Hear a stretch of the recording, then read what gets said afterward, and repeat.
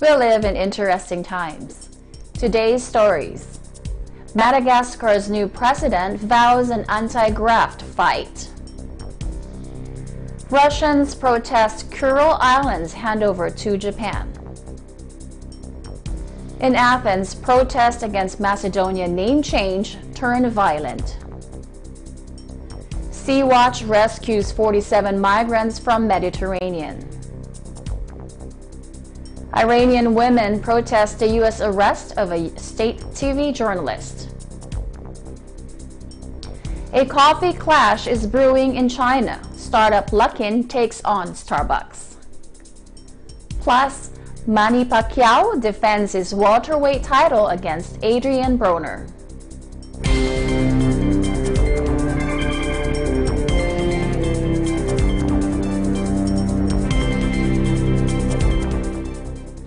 Hello everyone, I am Rose Papa Angeles, bringing you stories from around the globe. And this is Eagle News, Washington, D.C.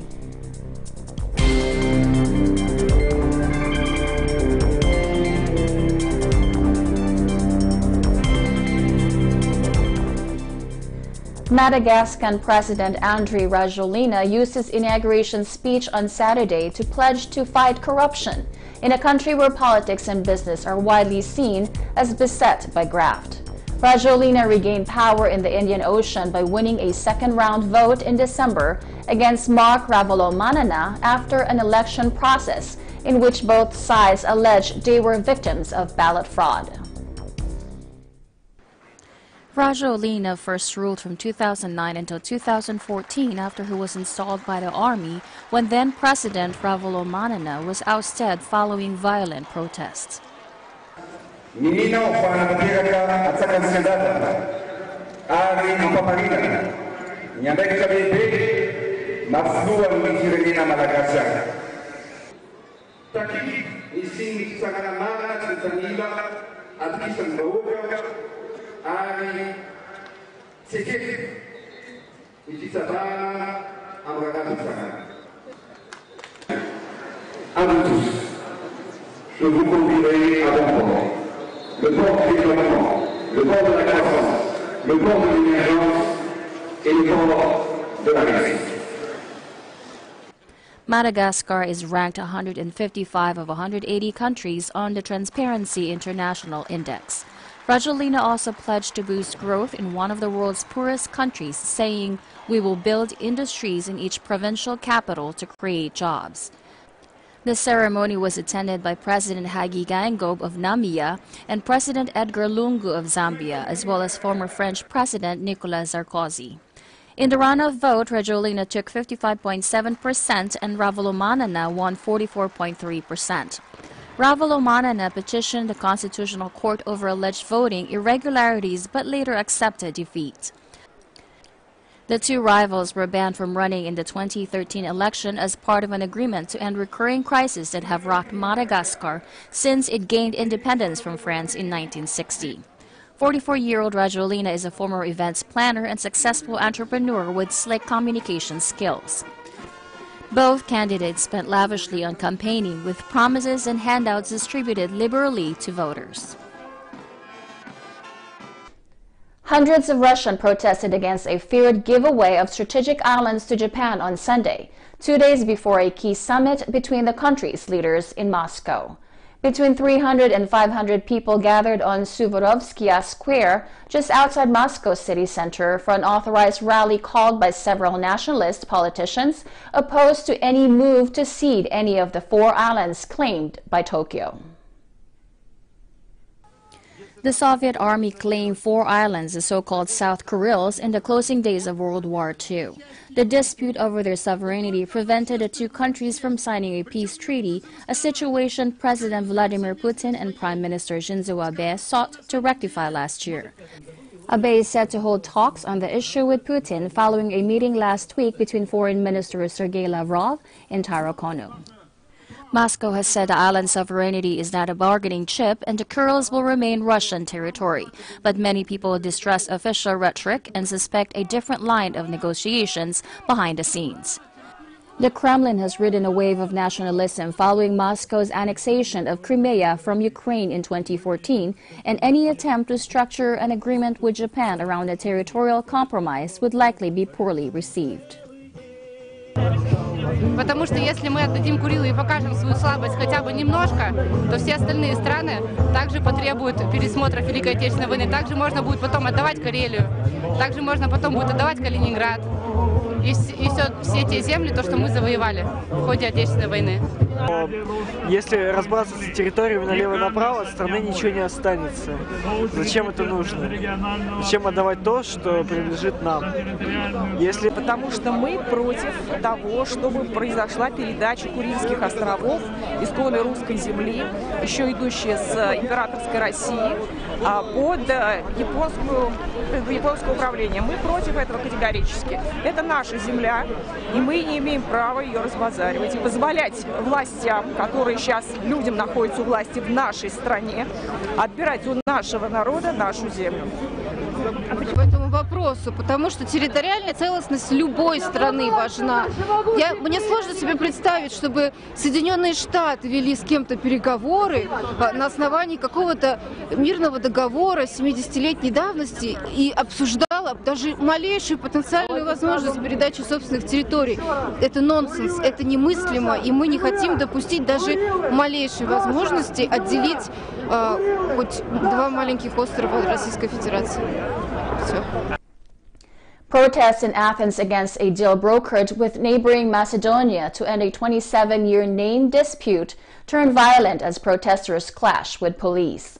Greek Prime Minister Alexis Tsipras on Thursday called for a televised debate on a planned name deal with Macedonia that has met with widespread opposition in the country. Hours after the PM won a confidence vote in Parliament, Tsipras' office said in a statement, quote, "We feel that holding a debate with the head of the opposition is an important step in informing the Greek people." It said, "We want the Greek people to judge with logic based on the truth, not slogans and nationalistic cries." Tsipras and Macedonian counterpart Zoran Zaev in June brokered a compromise to end a 27-year name dispute between the two neighbors by renaming the country the Republic of North Macedonia. The deal sparked protests in both countries in recent months. Over the weekend, it also sank Tsipras' four-year coalition after his nationalist allies defected in opposition to the deal. Macedonia's parliament last week approved a constitutional revision to change the country's name. The agreement now needs to be ratified by Greece's parliament. Athens has not given a date for the parliament vote, but Tsipras recently said it would be held this month. Tsipras' main rival, Kyriakos Mitsotakis, head of the conservative New Democracy Party, is strongly opposed to the agreement, arguing that it encourages irredentism in the neighboring country.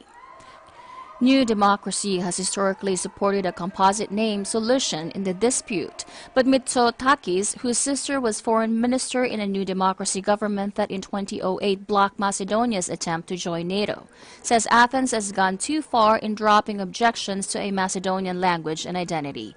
For most Greeks, Macedonia is the name of their history-rich northern province made famous by Alexander the Great's conquest. Critics say that by allowing Macedonia to join NATO and the European Union, Greece will no longer have any leverage to prevent a usurpation of cultural identity. Coming up, Sea Watch rescues 47 migrants from Mediterranean. Iranian women protest the U.S. arrest of a state TV journalist. A coffee clash is brewing in China. Startup Luckin takes on Starbucks.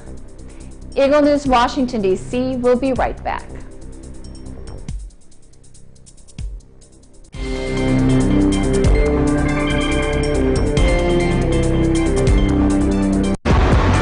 Hi everyone, I'm Manny Pacquiao.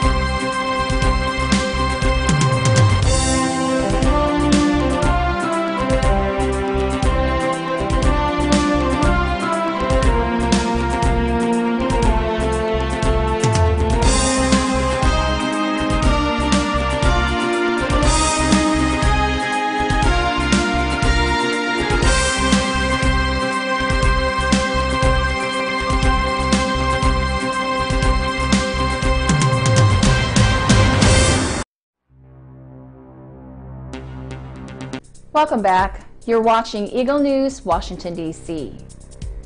The German charity Sea-Watch rescues 47 migrants from an inflatable boat in the Mediterranean, but it was unknown if they were from the same group of those missing off the Libyan coast. After the Italian Navy flew 3 survivors to the Mediterranean island of Lampedusa, the IOM said Saturday scores of migrants were feared missing off the Libyan coast. The International Organization for Migration said that 3 who were suffering from hypothermia had reported there were initially 120 people on board their inflatable boat. IOM Italia said in comments posted on Twitter that meant there would be 117 missing, including 10 women and a 10-month-old baby. Earlier, the Italian Navy said that 3 migrants had died and about 15 remained missing after it staged a rescue operation in the Mediterranean. Admiral Fabio Agostini said the Navy intervened on Friday and a helicopter rescued the 3 people, 1 plucked from the sea and 2 from life rafts dropped by an Air Force plane. He told Italian television in an interview tweeted by the Navy Air Force pilots had spotted a dinghy in distress carrying about 20 people. Adding that the rescuers had been unable to locate the dinghy, he said 3 corpses were seen floating in the water during the operation. The IOM said that most of the migrants were from Cameroon, Gambia, Ivory Coast, Nigeria, and Sudan. The 3 survivors said they had been in the sea for about 3 hours before help arrived. The Germany charity group Sea-Watch said Saturday that it had rescued 47 migrants from an inflatable boat, but it must not known if they belonged to the same group. A Red Crescent spokesman meanwhile said 16 bodies had been found on the beaches of the Libyan city of Sirte between January 2nd and 15. According to the IOM, 83 people have died so far this year trying to cross the Mediterranean. It said the number of migrants and refugees landing on European shores had almost doubled in the first 16 days of this year to 4,216 against 2,365 over the same period in 2018. UN High Commissioner for Refugees Filippo Grandi said we cannot turn a blind eye to the high numbers of people dying on Europe's doorstep. Italy's far-right Interior Minister Matteo Salvini in a Facebook video said the shipwrecks are back in the Mediterranean, the boats are leaving again and we are counting the dead. But Salvini insisted there was no question of reconsidering his decision to ban access to Italian ports to NGOs, which he accused of playing the people smugglers' game. Dozens of women staged a protest in Tehran on Sunday calling for the release of an Iranian state TV journalist arrested in the United States. The demonstrators waved pictures of Marzieh Hashemi at a rally in front of the Swiss embassy handling U.S. interests in the Islamic Republic. According to family and friends cited by Press TV, U.S.-born Hashemi, who works for Iran's English-language Press TV, was held on arrival at St. Louis Lambert International Airport on January 13. Hashemi, a Muslim convert who changed her name from Melanie Franklin, had reportedly been visiting her ill brother and other family members. A U.S. court on Friday confirmed the arrest, saying her testimony is required over an unspecified case, but that she is not accused of a crime. At a hearing in Washington, a judge ordered the partial unsealing of an order on Hashemi. It said that Hashemi was arrested on a material arrest warrant and would be let go after she gave testimony to a grand jury investigating unspecified violations of U.S. criminal law. The protesters in Tehran, including students and female members of the paramilitary Basij militia, shouted slogans such as "We are all Marzieh" and carried posters with the hashtag "Free Marzieh Hashemi." Iran's FM Javad Zarif on Thursday described the detention as a political action by the United States that tramples on freedom of speech and demanded she be set free. À mon avis, c'est une arrestation totalement politique. C'est un message que les États-Unis veulent donner à l'Iran islamique, à l'Iran révolutionnaire, à l'Iran opposé à l'oppression dans le monde qui se résume en fait au front de l'arrogance, c'est-à-dire les États-Unis, Israël, leurs alliés dans la région. با وجود اینکه دولت آمریکا هنوز هیچ جرمی از مرضیه هاشمی اعلام نکرده، تنها جرم ایشون پذیرش اسلام و پذیرش پوشش اسلامی حجاب برتر چادر هست. Zarif said that since Hashemi was married to an Iranian, she is considered as an Iranian national, and, quote, it is our duty to defend our citizens. When Starbucks came to China 2 decades ago, it promised to open a new store every 15 hours. Now a homegrown rival, Luckin Coffee, plans to build a high-tech driven shop every 3.5 hours to dethrone the U.S. giant. The Chinese upstart is burning through millions of dollars to lure customers with steep discounts, challenging Starbucks' dominance by targeting office workers and students who prefer to have their Java on the go or delivered to their doorstep. While Starbucks and British rival Costa Coffee offer lounging spaces for people to work or meet friends, most Luckin outlets are more likely delivery kitchens. The shops are no bigger than a studio apartment with no tables, display counters, or even cash registers because all payments are made using mobile phones. Luckin's no-frills approach means consumers pay about 1/3 less for a cup compared to other global brands. A tall-sized latte costs 31 yuan. That's around $5 at Starbucks, but only 24 yuan at Luckin. Customers who walk into one of Luckin's blue and white outlets need only spend a few minutes there to scan a code and pay for their coffee that has been pre-ordered through the company's smartphone app. 口味来说，我觉得相差不是很多。其实大家的，尤其是我觉得星巴克和瑞幸，在口味上还是比较趋同的。 没有太大的差距，反正都挺好喝的。 Luckin's aggressive strategy mirrors tactics used by other Chinese startups that have dislodged Western brands from one of the world's top consumer markets. Given the demand on the one hand and our model on the other hand, that for us we can grow easily another 2,500 stores this year, which we think is only the beginning of our growth plans in China. And are we competing with Starbucks? Probably to some extent. We don't really care if the demand is coming from new coffee drinkers or from Starbucks coffee drinkers. We just want to make sure that people are happy, they come back to us and they buy more products. We don't think that you can sell a product if it's just convenient. It needs to be of the highest quality. So we spend a huge amount of effort to make sure that the quality is comparable or better than our competitors, including Starbucks. After only a year in business, the company announced plans earlier this month to open 2,500 outlets by the end of the year, which would push its total store strength to 4,500. By comparison, Starbucks has some 3,600 stores across the country. When we come back, Manny Pacquiao defends his welterweight title against Adrien Broner. Eagle News Washington, D.C. will return shortly.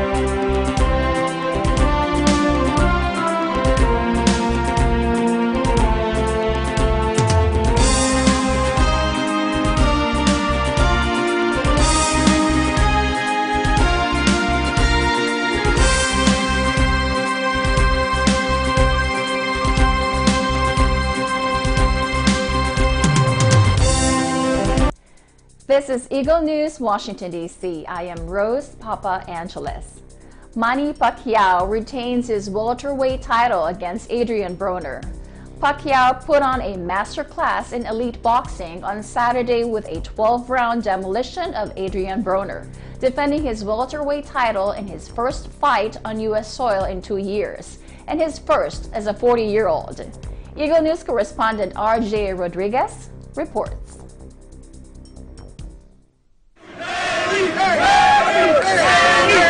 Adrien Broner here at the MGM Grand in Las Vegas, Nevada, kicking off 2019 at one of the biggest fights in the sport of boxing as Manny Pacquiao attempts to defend his WBA welterweight world title against Adrien Broner.